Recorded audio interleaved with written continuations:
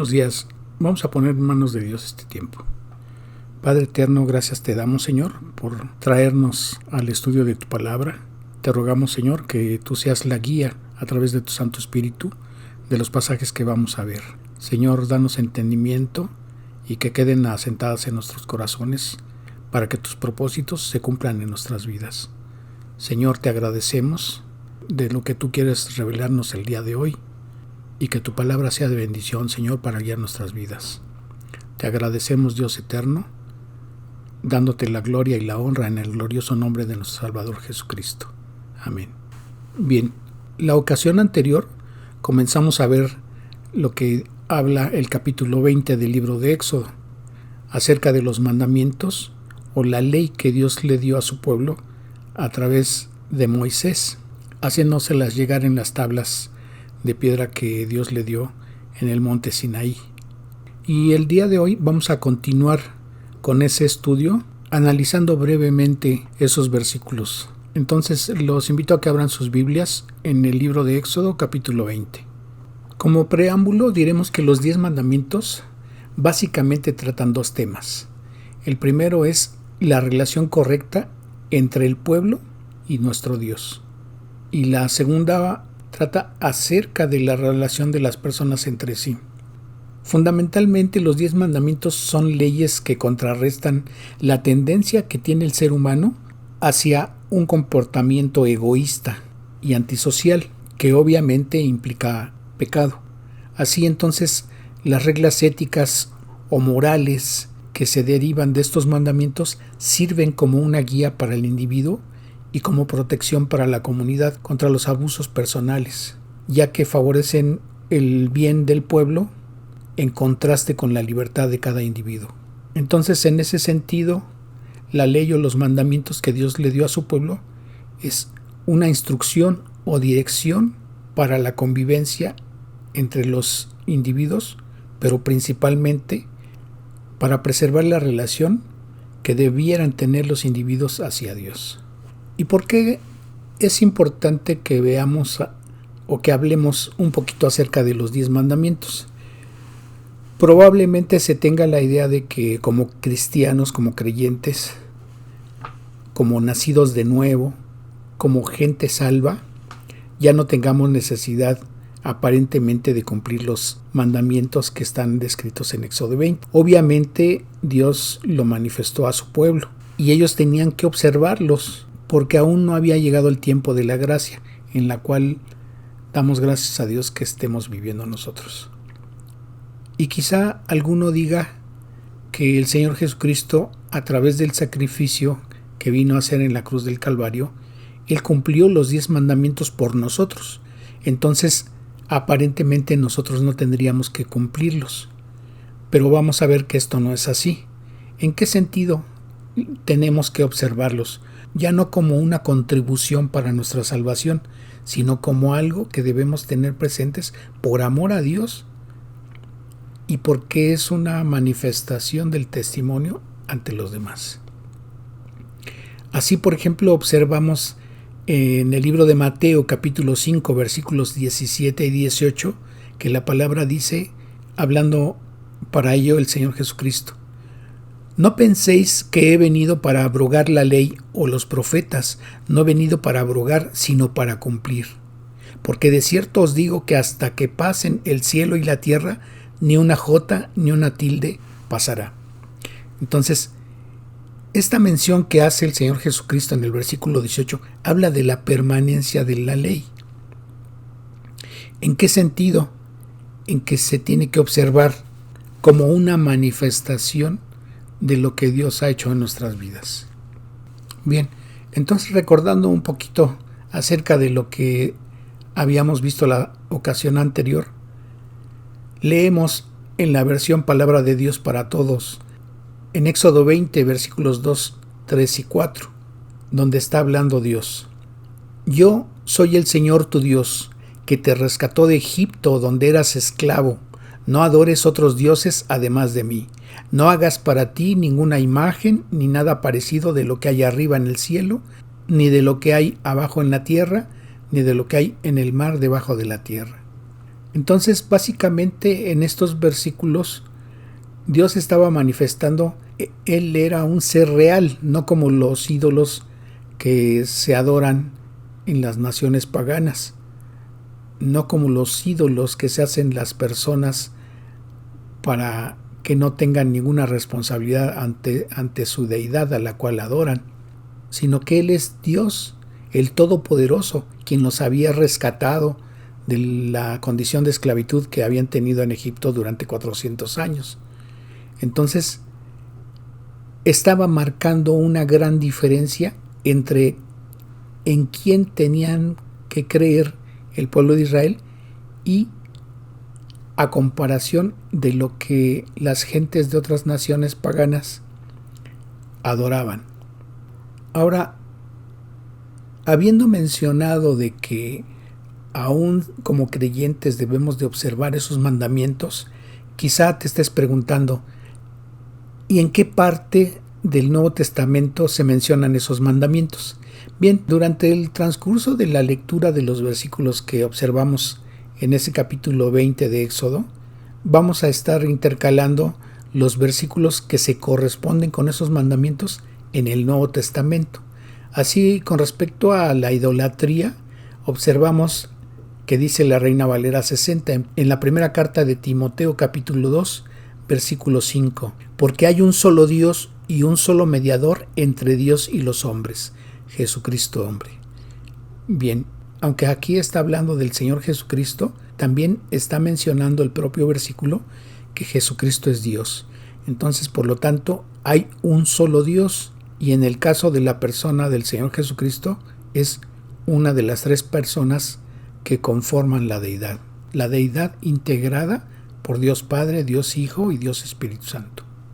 Entonces, así como Dios Padre había hablado con su pueblo Israel para hacerles ver que Él directamente los había rescatado y que tenían que creer en Él, así también nosotros tenemos que creer en la deidad compuesta por la Trinidad.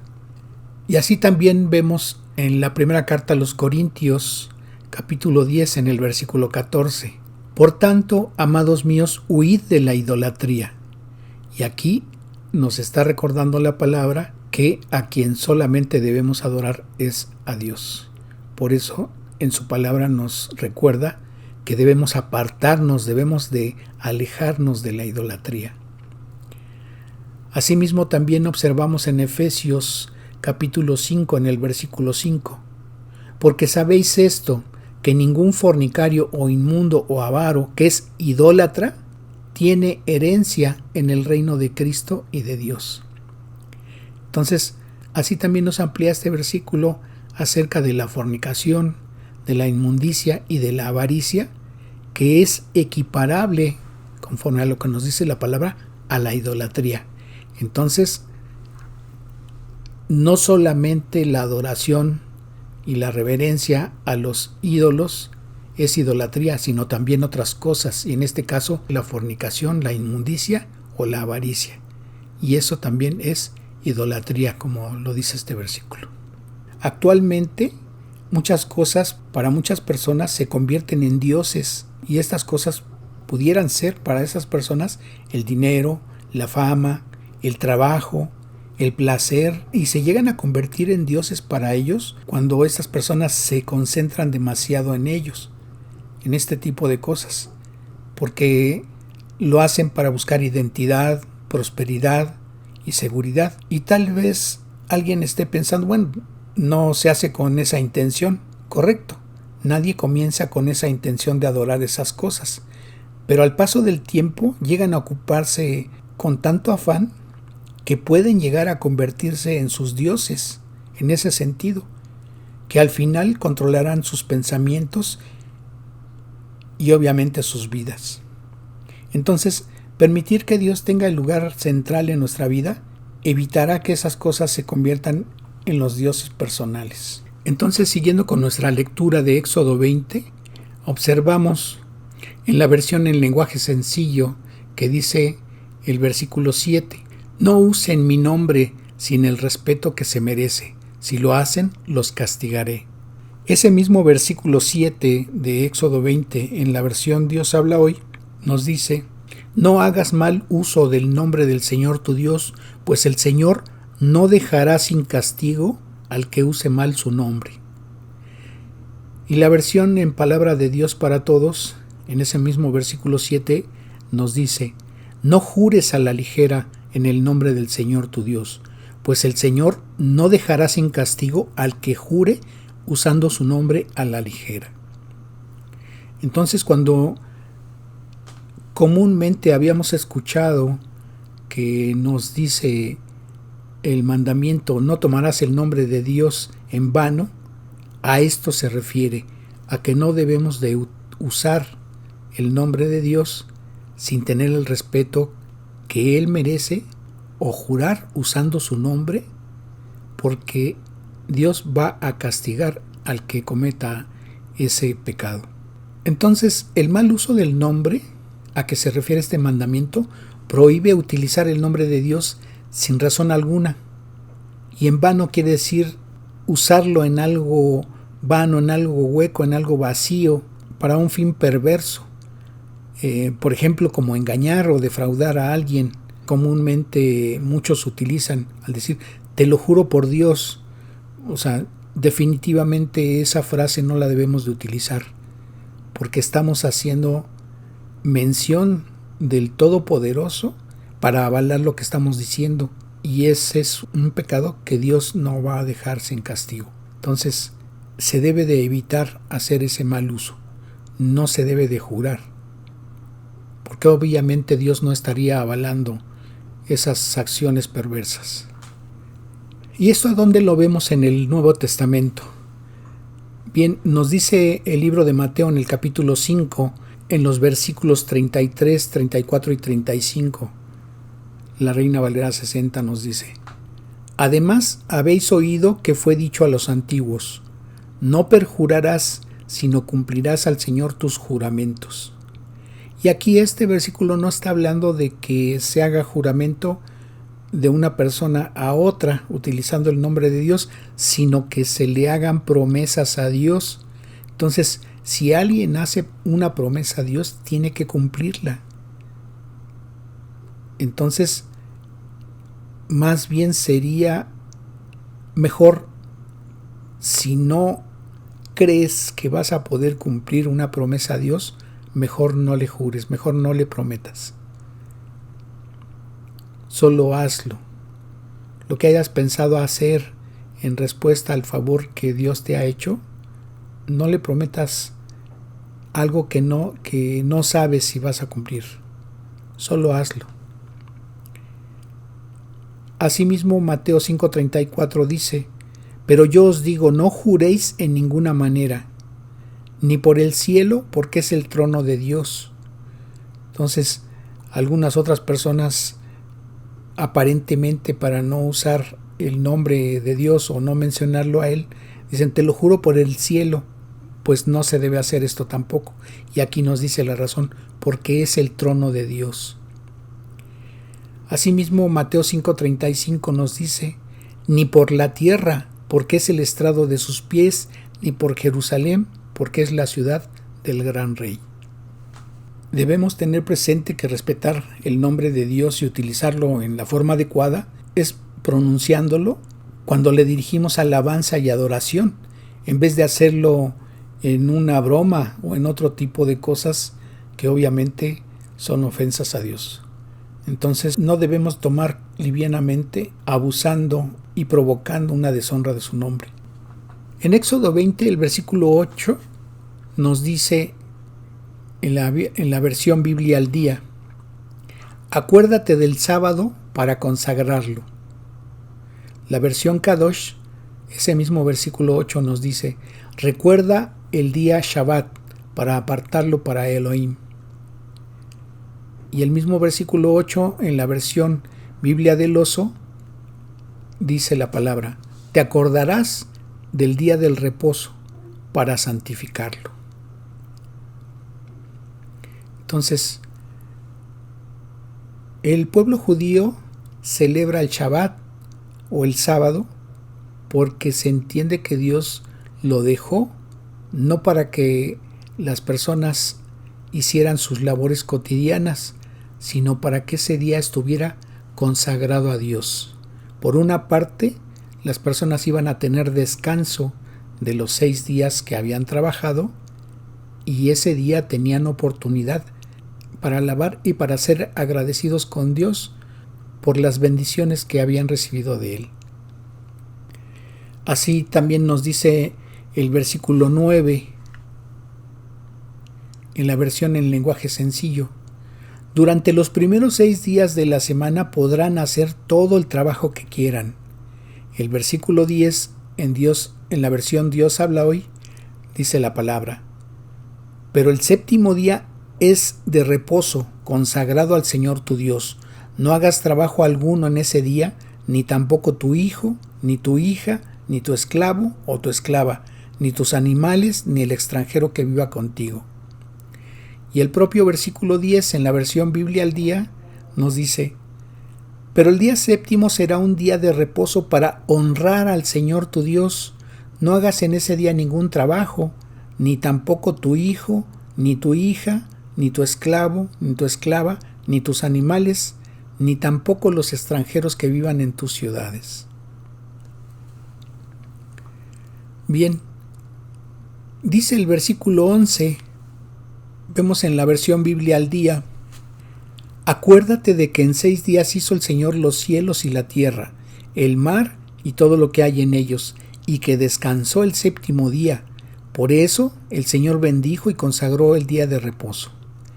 Y el mismo versículo 11 lo vemos en la versión Kadosh, que dice: porque en 6 días hizo el cielo y la tierra, el mar y todo en ellos, pero en el séptimo día Él descansó.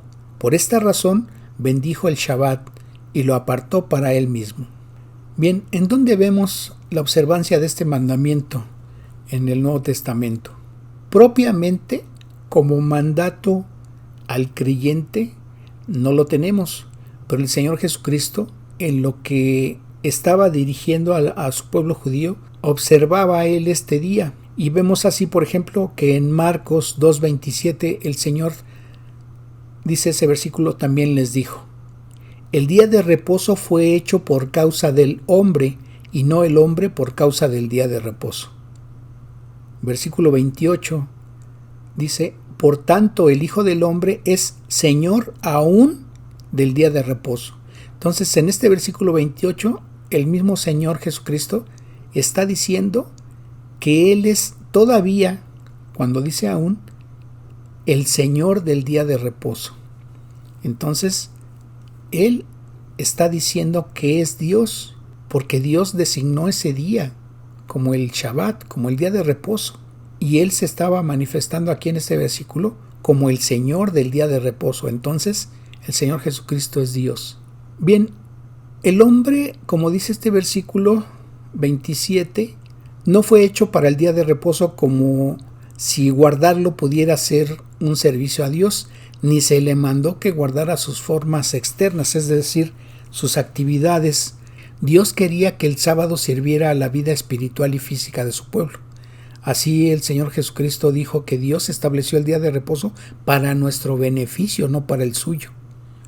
Porque está diciendo que el día de reposo fue hecho por causa del hombre. Entonces era para tener un descanso el hombre. Entonces Dios no se beneficia con que descansemos el día de reposo, pero al descansar y concentrarnos en Dios, tenemos una recuperación física y espiritual. Obviamente, si enfocamos ese tiempo para tener ese acercamiento con Dios. Ahora, entonces, ¿estoy mencionando yo que debemos de guardar el sábado? No estoy diciendo eso. El pueblo judío lo observa porque fueron leyes que fueron directamente dirigidas a ellos. Pero hay una parte que nos toca. Nosotros normalmente el día que dedicamos para las cosas en la iglesia, de participar en cultos o para escuchar prédicas, normalmente es el domingo. Pero eso no tiene nada que ver en el sentido de que estemos desechando ese día. lo hacemos porque estamos en el tiempo de la gracia. Y obviamente ya se ha hablado de este tema en otras ocasiones, en que nosotros como creyentes, como cristianos, no tenemos esa obligación de observar el Shabbat, porque ese es algo que Dios dejó establecido para el pueblo judío específicamente. Bien, dice el versículo 12 en la versión Biblia al día: honra a tu padre y a tu madre, para que disfrutes de una larga vida en la tierra que te da el Señor tu Dios. El mismo versículo 12 en la versión Kadosh nos dice: honra a tu padre y a tu madre para que puedas vivir mucho tiempo en la tierra, la cual tu Elohim les está dando. El mismo versículo 12 en la versión Palabra de Dios para Todos nos dice: respeta a tu papá y a tu mamá para que tengas una larga vida en la tierra que te da el Señor tu Dios. Bien, ¿y por qué Dios manda que los hijos honren o respeten a sus padres? Porque el no obedecer a sus padres implica desobedecer a Dios por el orden que Dios ha establecido. Entonces se rompen bendiciones. Por eso es importante que los hijos obedezcan a sus padres. Aún a aquellos que les es difícil entenderse con sus padres, se les ordena que los honren. Obviamente, considerando que los padres también deben de tener obediencia hacia Dios en lo que Él manda. ¿Y por qué es importante esta obediencia hacia los padres? Bueno, como la familia es el componente fundamental de toda sociedad, en el seno de la familia se debe de mantener apropiadas relaciones y adecuada educación. Y eso significa tener a los padres en alta estima, mostrarles respeto y exaltarlos. Porque dice Mateo capítulo 15 en el versículo 4, y aquí está hablando el Señor Jesucristo: porque Dios mandó diciendo: honra a tu padre y a tu madre, y el que maldiga al padre o a la madre muera irremisiblemente.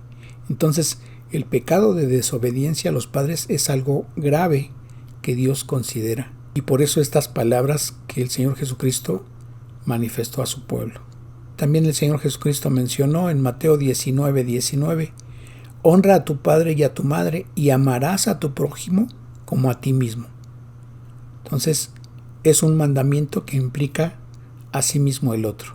También el libro de Colosenses en el capítulo 3, versículo 20 nos dice: hijos, obedeced a vuestros padres en todo, porque esto agrada al Señor. Entonces, además de estar cumpliendo con un mandamiento, cuando los hijos son obedientes a los padres, lo que están haciendo es agradarle a Dios, y obviamente Dios los va a bendecir.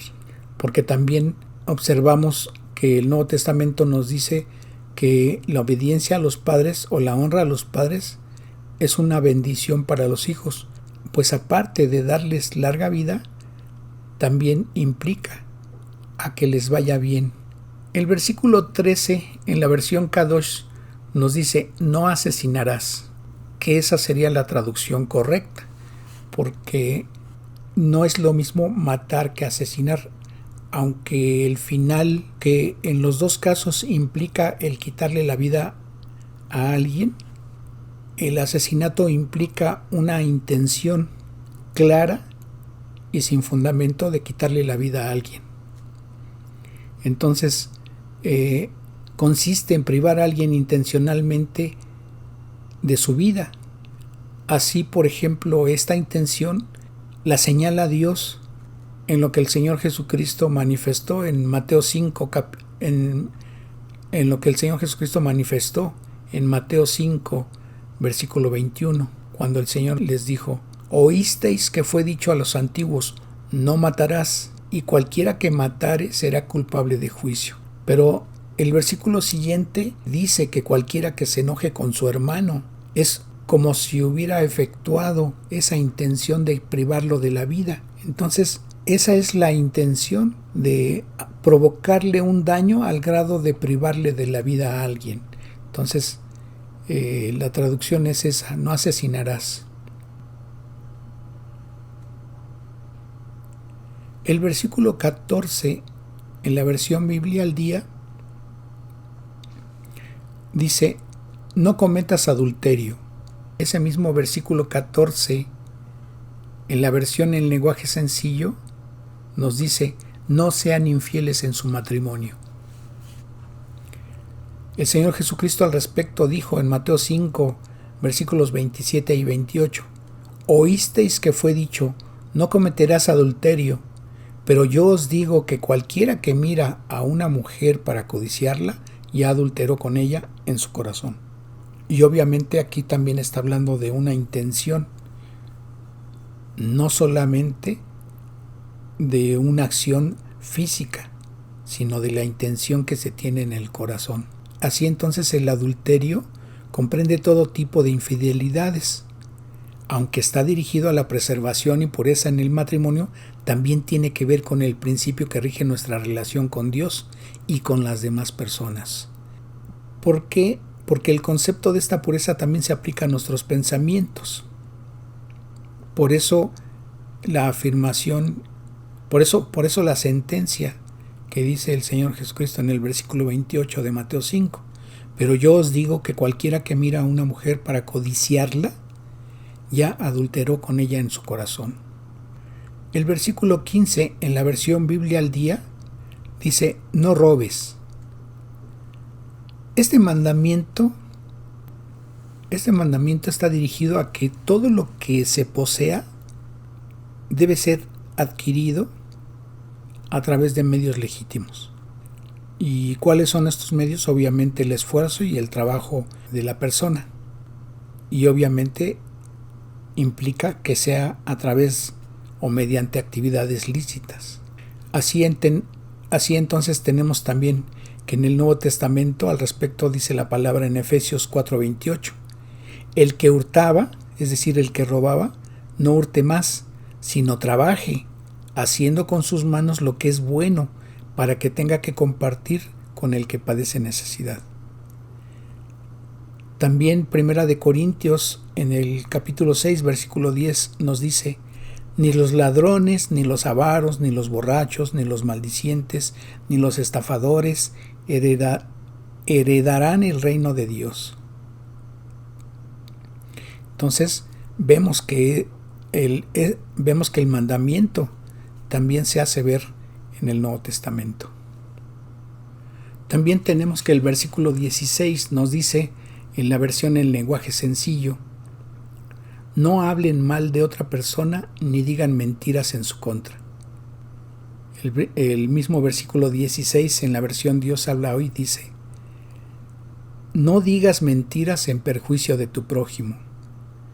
Y la versión en Palabra de Dios para Todos, también el versículo 16 nos dice: no sirvas de testigo falso contra los demás. Entonces el falso testimonio es hablar mal de otra persona y decir mentiras en su contra. Asimismo, dar un testimonio falso en contra de alguien. Y por lo tanto este mandamiento nos llama a ser confiables y veraces con respecto a los demás. Y al respecto, en el Nuevo Testamento, en Mateo 19, en el pasaje que conocemos del joven rico, cuando este joven le pregunta al Señor Jesucristo que qué tenía que hacer para ganarse la vida eterna, el Señor Jesucristo le responde que debe de cumplir con los mandamientos. Cuando este joven, en el versículo 18 de Mateo 19, le pregunta al Señor ¿cuáles? El Señor le contesta: no matarás, no adulterarás, no hurtarás, no dirás falso testimonio. Además de otros mandamientos que hay en ese pasaje, le dijo el Señor Jesucristo. Entonces, como vemos, también el mandamiento de no dar falso testimonio en contra de alguien está manifestado en el Nuevo Testamento. El versículo 17 en la versión Biblia al Día nos dice la palabra: no codicies la casa de tu prójimo, no codicies su esposa, ni su esclavo, ni su esclava, ni su buey, ni su asno, ni nada que le pertenezca. Asimismo, el mismo versículo 17, en la versión en lenguaje sencillo, la palabra nos dice: no se dejen dominar por el deseo de tener lo que otros tienen, ya sea su esposa, su sirviente, su sirvienta, su buey, su burro o cualquiera de sus pertenencias. Y en el Nuevo Testamento, el libro de Marcos en el capítulo 7, en los versículos 22 y 23, al respecto dice el Señor Jesucristo: los hurtos, las avaricias, las maldades, el engaño, la lascivia, la envidia, la maledicencia, la soberbia, la insensatez, todas estas maldades de dentro salen y contaminan al hombre.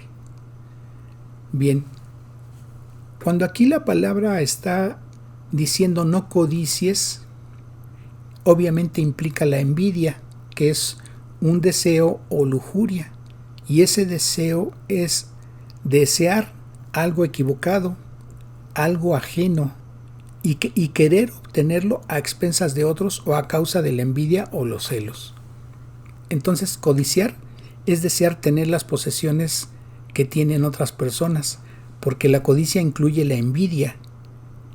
Es un resentimiento el hecho de que otros poseen lo que la persona que codicia no tiene. Entonces, debemos de tener presente que las posesiones nunca hacen a nadie feliz por mucho tiempo. Por eso el Señor Jesucristo en Lucas 12:34 mencionó que donde esté su tesoro, allí estarán también los deseos de su corazón. Entonces, ¿en qué estás poniendo tus ojos? Dios nos dice en su palabra que debemos de tener contentamiento con lo que Él nos permite tener. Entonces, hagamos a un lado el estar observando y envidiando lo que otras personas tienen. Procura no tener envidia, procura no codiciar. Por el contrario, sea agradecido con lo que Dios te permite tener.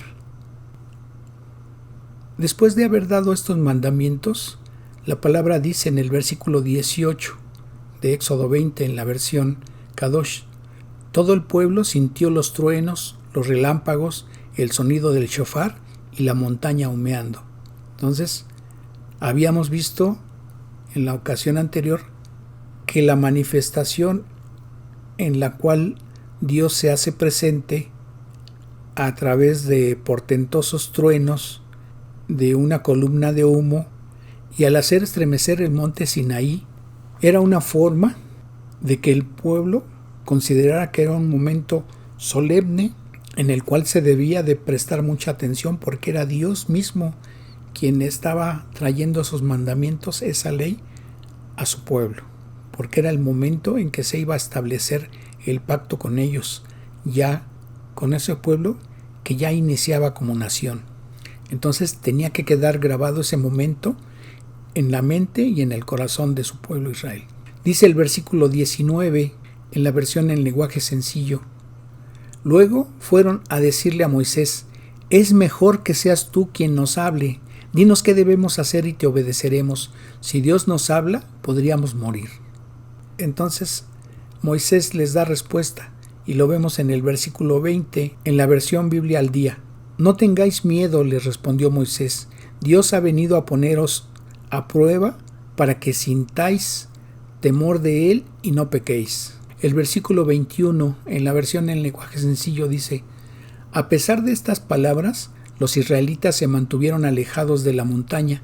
Solo Moisés pudo acercarse a la oscura nube donde estaba Dios. Versículo 22, en la versión Kadosh: Yahweh dijo a Moshe: aquí está lo que dirás a la casa de Jacob, y reportarás a los hijos de Israel: ustedes mismos han visto que yo hablé con ustedes desde el cielo. Entonces, aquí está manifestando Dios que Él directamente está transmitiendo esos mandamientos a través de Moisés a su pueblo. Y obviamente tenían que obedecerlos, porque era la parte que le correspondía al pueblo de Israel en ese pacto. Así que el versículo 23, en la versión Biblia al día, dice la palabra: no me ofendáis, no os hagáis dioses de plata o de oro, ni los adoréis. Dice el versículo 23, en la versión en lenguaje sencillo: no fabriquen ídolos de oro o plata para adorarlos en vez de adorarme a mí.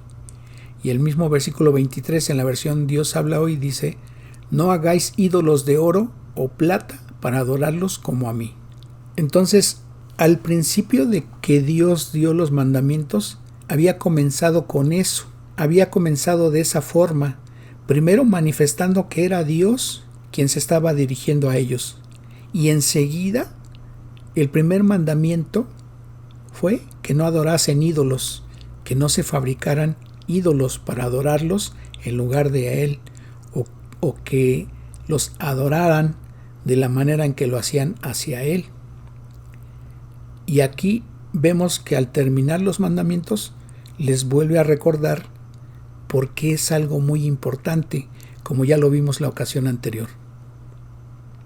Era muy, muy importante que no se atrevieran a ofender a Dios al adorar imágenes, al adorar ídolos fabricados. Bien, el versículo 24 en la versión en lenguaje sencillo dice la palabra: cuando hagan un altar para adorarme, háganlo de tierra y sacrifiquen sobre él las ovejas y los toros que quieran ofrecerme. Dejen sobre ese altar las ofrendas para el perdón del pecado del pueblo y las ofrendas que demuestren su deseo de estar en paz conmigo y con los demás. Yo vendré al lugar que elija para que se acuerden de mí y haré que prosperen en él. Dice el versículo 24 también, pero en la versión Reina Valera 60. Altar de tierra harás para mí y sacrificarás sobre él tus holocaustos y tus ofrendas de paz, tus ovejas y tus vacas. En todo lugar donde yo hiciere que esté la memoria de mi nombre, vendré a ti y te bendeciré. Bien, entonces aquí en estos versículos se hace una distinción entre holocaustos y ofrendas de paz. Los holocaustos pertenecían exclusivamente a Dios, y al llevarlos a cabo se sacrificaba al animal, se drenaba su sangre y entonces el fuego lo consumía completamente sobre el altar. El animal sacrificado de esta manera representaba la consagración a Dios. Entonces los holocaustos simbolizaban esa consagración de Israel a Dios y sirvieron también para rescatarlos a ellos, cubriendo sus pecados.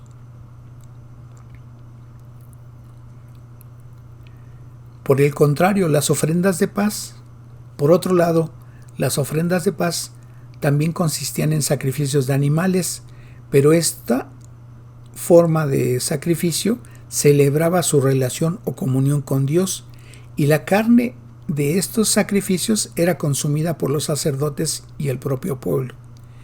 Entonces, en este caso, en los sacrificios como ofrenda de paz, el animal sacrificado simbolizaba una gratitud y dedicación a Dios, asimismo el compañerismo y la comunión que con Él tenían.